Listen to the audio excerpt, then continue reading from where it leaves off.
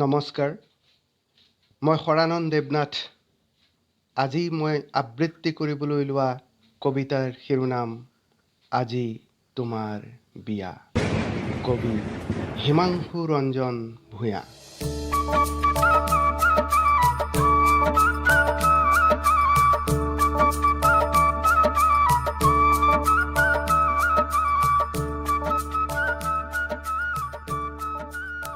তোমাৰ বিয়াৰ হোমৰ জুইকুৰা এতিয়া চাগৈ দগমগকৈ জ্বলিছে।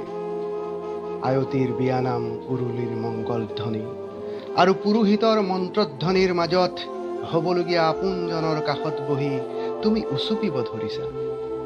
ঘৰখন আৰু মা দেউতা আপোনজনক এৰি যোৱাৰ বিষাদ চকুলোৱে তিয়াই পেলাইছে তোমাৰ কাজল কাজল দুচকু। আৰু কিছুপৰৰ পাছতেই তুমি গুচি যাবাগৈ। ভৰি থবা এটা নতুন জীৱনৰ পদূলিত। এই মুহূৰ্তত তোমাৰ মন সাগৰত কিহৰ ঢৌ উঠিছে ক'ব নোৱাৰো। হয়তো হ'বলগীয়া আপোনজনৰ সৈতে অনাগত নতুন জীৱনৰ বহু নতুন পৰিকল্পনা কৰিছা। আৰু মই পৰিকল্পনা কৰিছো তোমাক পাহৰি পেলোৱাৰ। বন্ধ কোঠাত এন্ধাৰবোৰৰ সৈতে দুখবোৰ ভাগ বতৰা কৰিছো। এতিয়া যে তুমি নাই মোৰ সুখ দুখৰ সমভাগী হ'বলৈ, দুখবোৰ মজিয়াত টোপ টোপকৈ সৰি পৰিব ধৰিছে। খিৰিকীৰে পাৰ হৈ অহা জোনাক জাক ক্ৰমাৎ হেতা হৈ পৰিছে। উদাস হৈ কুঁৱলীৰ আচলত মুখ ঢাকিছে শেষ নিশাৰ জোনটিয়ে। তুমি আঁতৰি যোৱাৰ বিষাদ মুহূৰ্তত সিও মোক সমবেদনা জনাইছে।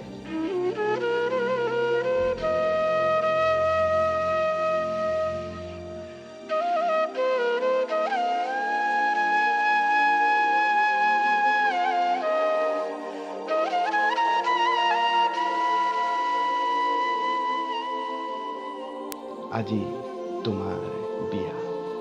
তুমি এনেদৰে আঁতৰি গৈ এক প্ৰকাৰ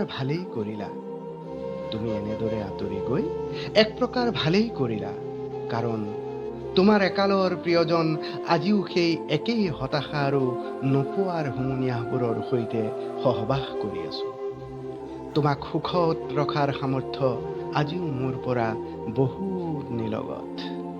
সেইবাবেই তুমি আঁতৰি যোৱাৰ দুখে অন্ততঃ ক'ব নোৱাৰাকৈয়ে কিছু সুখীও কৰিছে। যোৱাগৈ যোৱা। অতি অসহ্যকৰভাৱে বিদায় জনালো। কুশলে থাকিবা।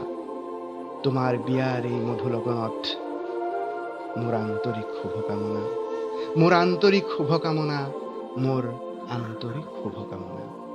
ধন্যবাদ।